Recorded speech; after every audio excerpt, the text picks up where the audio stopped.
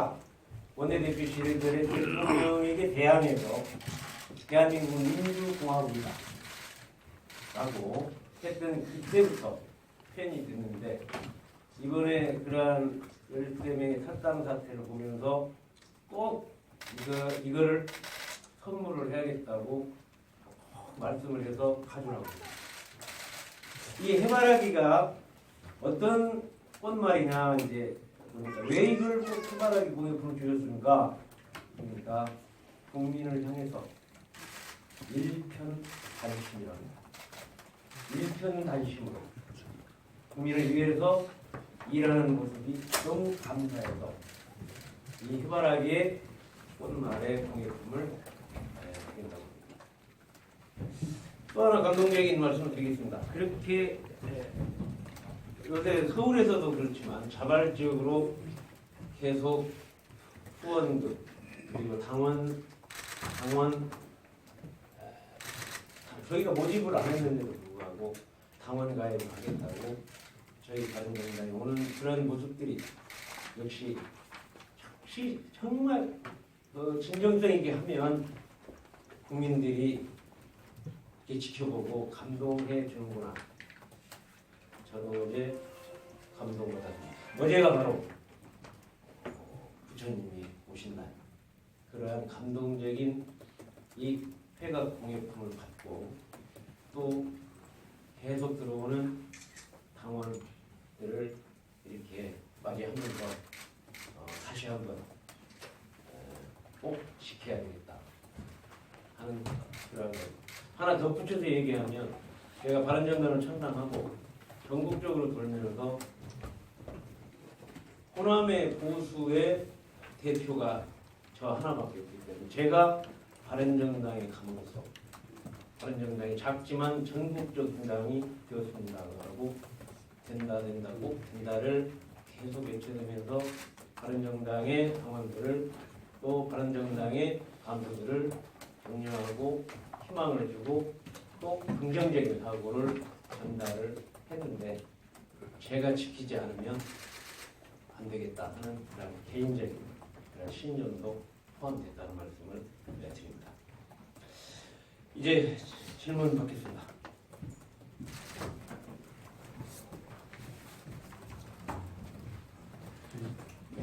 지난 2일날 저랑 통화하실 때만도 소수정당으로서는 한계를 해서 한정당 적당 하겠다 하는 생각이라고 하시는데요. 생각이 바뀐 이유가 생각이 바뀌었다기보다는 저희가 이제 보수 대통합을 원했던 게 뭐냐면, 보수가 진보는 분열해서 망하고 보수는 부정으로 망한다고 하는데, 보수가 분열되는 것은 어떤 것보다도 명분이 약하다 해서 보수 통합을 전제로 그렇게 고민했던 것은 사실입니다. 그런데 역시 제가 그러한 결정이나 그러한 방향을 잡을 때에는 선거 혁명을 일으켜 주신 우리 유권자 여러분들의 뜻을 받는 수용하는 그 절차를 받고 그에 따라서 결정하는 것이 제가 해야 할 겁니다.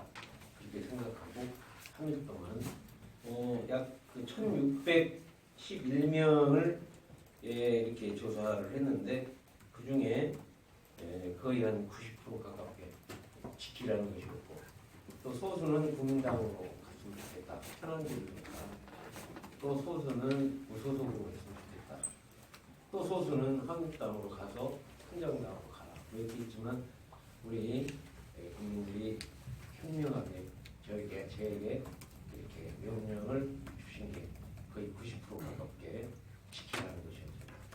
그래서 지키기로 했습니다. 3일 동안 어떻게 소통하셨나요? 1,600명이면 지금 저희 바른정당 당원이 한 2,000명 되는데요. 1,611명의 문자를 보내고 전화통화로 해서 찬성이냐 반대냐 이런 걸 쭉 했고, 또 제가 지금까지 선거하면서 해왔던 유권 여기에 오피니언 리더 여러분들하고 의견 수렴을 하고, 또 제 그 전화 이렇게 제 핸드폰이 당연히 열려져 있는데 제 핸드폰에 수십 명이 내용으로 저한테 격려 내지는 꼭 가면 안 된다, 지켜라, 이런 그러한 능력과 그러한 내용으로 잘 주셨기 때문에 충분하게 수용이 되는 걸로 이렇게 보고 있습니다. 여기서는 그 자유한국당에서 받아들이지 않고 있는 표류하는 부분들 때문에 눈치를 보고 선택을 하는 것이 아니냐라는 그 이야기도 있는데. 근데 제가 그 처음에 3.1전에 내볼 때 분명하게 선거혁명을 일으켜 주신 분들의 의견을 수렴하고 제 신념을 바탕으로 하겠다 하는 것을 전제로 했습니다. 그러니까 거기서 이러쿵저러쿵 하는 것은 좀 지나면 뭐 없어지는 거예요. 다만 이제 제가 어떤 방향으로 갈 거냐가 가장 중요한 거인데 저는 지금까지 살아오면서 평생 편한 길을 살아온 게 아니고 가치 있는 길, 역사적인 길을 항상 선택해 왔다는 말씀을 대신해 드립니다. 오늘 아침에 참 놀랍게도 7시 반에 이렇게 채널을 딱 트니까 명량대책, 제가 멘토로 하는 이순신 장군의 명량대책이 5시에서 나오더라고요. 그걸 꼭 계속 1시간 동안 봤어요. 충은 백성을 향한다는 그 어록이 다시 한번 제 생각이 들고 제가 제 멘토가 이순신인데 그래서 우리 농업을 살리는 거북선 농업을 제가 해서 장관까지 했기 때문에 다시 한번 이 나라가 이렇게 위기 상황에서 다시 한번 이순신 장군의 어록을 되새기는 사직된 정신의 그 어록을 되새기는 시간을 가졌던 것이 여러분 이 결정 과정에서 유승민 후보하고 소통이 좀 있었는지 그리고 어떤 네, 이야기가 그 언제 투어가 되냐면요. 그날이 이제 탈당을 13명이 하고 그 1일날이죠. 1일날 저녁에 TV 토론을 끝내고 11시 반쯤인가 전화를 주셨어요. 그분 말씀은 누가 가든 정운천 장관이 함께 갔습니다. 그래서 제가 출정식에도 이회창과 정운천 두 분만 축사로 오셨지 않냐. 함께 정말 어려운 길이라도 함께 가시면 좋겠습니다 하는 그러한 간곡한 또 비장한 그러한 얘기를 1일날 그리고 그 뒤에는 제가 오히려 우리 유권자 여러분의 의견이 수렴하는 게 중요했기 때문에 일체 서울의 정치인들하고는 통화를 안 했습니다. 오는 것도 거의 받았고 그 뒤에 유승민 후보가 전화를 회의 울려는 건 알았지만 제가 전화를 하지 않았습니다. 이제 교섭단체는 20석 지키게 됐네요. 근데 또 그 외에 이제 여러분들이 또 그런 전화는 왔는데 당협위원장하고 사무국에서 정운천 위원장 꼭 지켜주십시오. 안 지키면 교섭단체 무너지면 바른정당이 무너집니다. 저희 뭐 몇십 명 뭐 월급도 안 나온대요. 뭐 나는 모르겠는데 교섭단체 무너지면 그 구공국장이라고 전화가 왔는데 아주 가슴이 굉장히 찡했어요. 이게 왜 이렇게 옳게 올바른 나라 만들고 합리적 보수 따뜻한 보수로 국민의 지지를 받을 수 있는 정당으로 가겠다는데 왜 국민들께서 헤아려 주질 않는지 하는 그런 안타까운 마음도 있었지만 그럴수록 저에게는 더욱더 지킴이가 되겠다는 의지를 갖게 만들어주는 그런 과정들이 그러한 내용으로 있었습니다. 그 일단 이 탈당과 그 전에 현대당 탈당하고 전에 또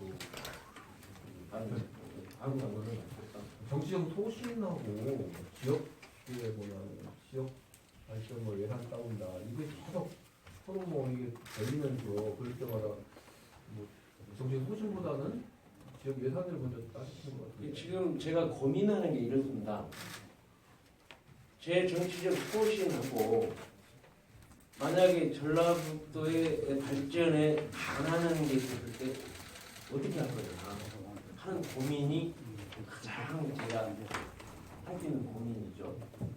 그러니까 그럼 어느 걸 우선으로 해야 되느냐. 저는 제일 좋은 거는 우리 유권자 선거혁명을 일으켜 주신 분들의 의지하고 또 전북 발전에 그런 거 하고 이렇게 교집합만 된다면 가장 그게 바람직한데 그게 반할 때 이렇게 국민이 되는 겁니다. 다시 말하면 보수 대통합이라는 큰 틀하고 또 우리 전국 시민들의 의견하고 이렇게 괴리가 될 때 어떻게 할까라고 할 때는 우리 선거혁명을 일으켜주신 분들의 의견이 중요하지 않습니다. 제가 또 그런 생각을 해보면 큰 정당에 가면 꼭 예산을 많이 따오고 작은 정당에 있으면 안 따오냐? 꼭 그건 아닐 수 있다. 내가 열심히 노력하는 거에 따라서 지금 뭐 이를테면 제가 소수 정당이 바른 정당이 있지만 산업자원 통상자원위원회 간사거든요. 저쪽에 좀 간사가 있죠. 그러니까 오히려 산업자원 통상자원회 이번에 고약 패키지 사업소 전남에 한 개밖에 없는데 우리는 22억 5천만 원짜리 중개를 전주로 가져오는 전주 창업 혁신센터하고 탄소기술원에 22억 5천만 원 두 가지를 결정, 그거 한 달 정도 결정하는 지원하는 부분입니다. 그 보수 대통합을 위해서 이제 가시려고 그랬다고 했는데 자유한국당이 교섭단체 유지에 이제 혁혁한 공을 세우셨잖아요. 추후 어떤 뭐 약속이나 이런 게 있으세요? 김무성 대표도 뭐 그런 거를 전제로 하는 거나 뭐 이런 건 없고 항상 세상은 공짜가 없지요. 그만큼 공헌하면 공헌한 만큼의 성과를 우리 전라도 도민들을 위해서 쓸 수 있는 에너지가 되지 않겠습니까? 뭐 그러한 의미로 해야지 내가 뭐를 달라 그러면 하겠다는 건 장사가 아니에요. 정치가 장사 흥정이 돼서는 절대 안 된다고. 김무성 대표랑은 김무성 대표계로 분류되는데 동의하시는지 그거 아니요. 김무성 저는 이제 옛날에 그랬잖아요. 넌 친박이냐 비박이냐 그래서 내가 고참 수박입니다. 제가 그 표현했듯이 제 개는 전북개입니다. 김무성계도 아니고 친박계도 아니고 뭐 제가 그분들한테 도움을 받았어야지 뭐 그분 계라고 하는데 그분들 도움은 오히려 마이너스 됐어요. 알다시피 김무성 대표도 여기 와서 얼마나 피해를 줬어 오히려 그뭐 배알발을 해가지고 아주 혼났는데 정신 차리라 해요.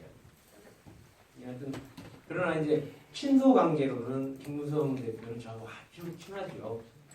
진짜 형님 동생은 진짜 형님 동생처럼 아주 왜냐하면 새만금 개발청 만들어주고 제가 현역이 아닐 때 기금운용본부 전라북도 이전하는 법률안을 만들고 법률을 통과시키는데 결정적인 역할을 김무성 대표가 해줬기 때문에 저는 그 은혜에 대해서는 잊을 수가 없습니다. 그런 맥락에 가깝지 정치 노선을 꼭 그분이 이러라고 이러고 저러라고 저는 그런 게 이제 개파인데 그런 거는 절대 할 수가 없다. 이번에도 뭐 김무성 대표의 어떤 통계나 이런 거는 못 썼습니다. 반복되는 질문일 수도 있는데요. 바른정당 자유한국당과 보수진영 통합 문제예요. 관련해서 앞으로도 뭐 통합이 추진되면 어떻게 생각하세요? 예, 전제는 친박 청산이 친박 패권 세력이 청산이 되지 않는 한은 앞으로 통합은 저는 없다고 생각하고 절대적으로 반대할 겁니다. 다시 그 통합보다는 우리 진정한 보수로 새로 태어나는 게 더 소중하다. 바로 그래서 제가 제목에 따뜻한 보수를 살리는 길 그 자체가 대한민국 희망입니다. 라고 얘기한 것은 그러한 신념과 철학을 말씀드리는 그런 내용이라고 볼 수가 있겠습니다. 그리고 앞으로 이제 선거가 끝나게 되면 이제 어떤 상황이 올 거냐 꼭 제가 어제 TV 토론에서 그 얘기를 했는데 이제는 어느 일당이 과반수도 안 되고 그 다음 선진화법을 무력화시키려면 180석 이상이 돼야 되는데 전혀 안 되지 않아요. 그러니까 누가 다 대통령이 되든 이렇게 국회에서 연합, 연정, 연대 이거 없이는 한 발짝도 나갈 수가 없습니다. 그러니까 소수 정당인 바른정당도 발언권이 충분히 있다. 캐스팅 보트를 쥘 수 있다.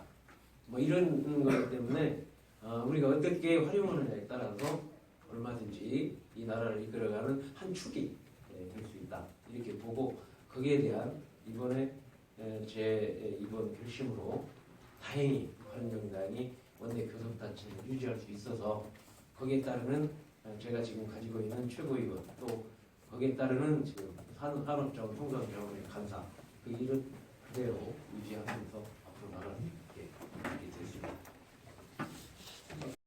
그 어떻게든 친박 패권 세력을 저희가 몰아내기를 못해서 바른정당을 탄생을 시켰는데 이번 대선거전에 있어서는 어쨌든 또 친노도 패권 세력 그 패권 세력은 이제 패권 세력의 시대는 지났다.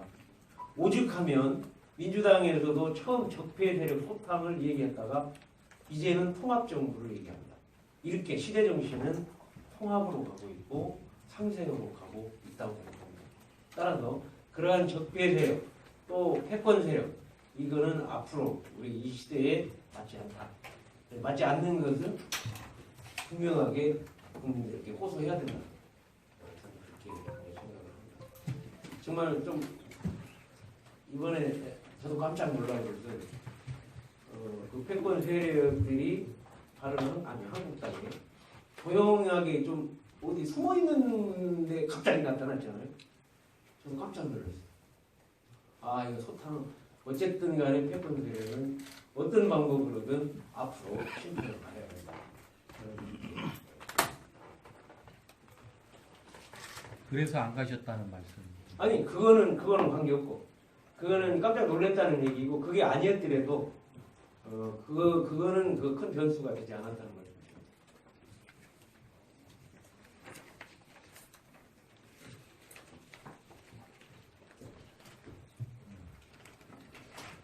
바른정당이 원내교섭권 위원장님께서 탈당이라든가 복당 이런 논란 속에서 벗어나서 바른정당 소속으로 계속 가신다고 하니까 원내교섭권은 확보는 했지만 대선 과정이나 대선 이후에 바른정당의 진로 문제도 고민 안 할 수 없습니다.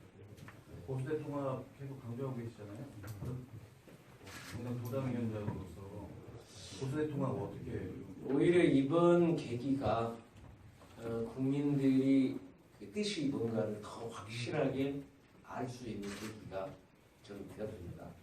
또 하나는 공교롭게도 제가 어떻게 하느냐에 따라서 교섭단체가 되냐 안 되냐까지 내몰고 보니까 더더욱이 우리 선거혁명으로 저를 선택해 주신 정은천 하나가 우리 전라남도까지 전체 보수의 대표로 한 명인데 이 한 명이 어떻게 선택하느냐가 그렇게 중요한 상황이 됐다는 거에 대해서 저도 깜짝 놀랐어요.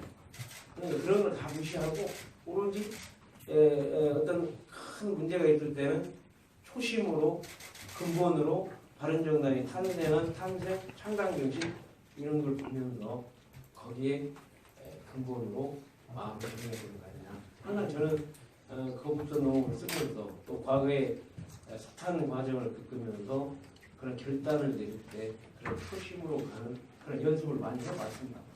그렇기 때문에 이번에도 참 그런 마음으로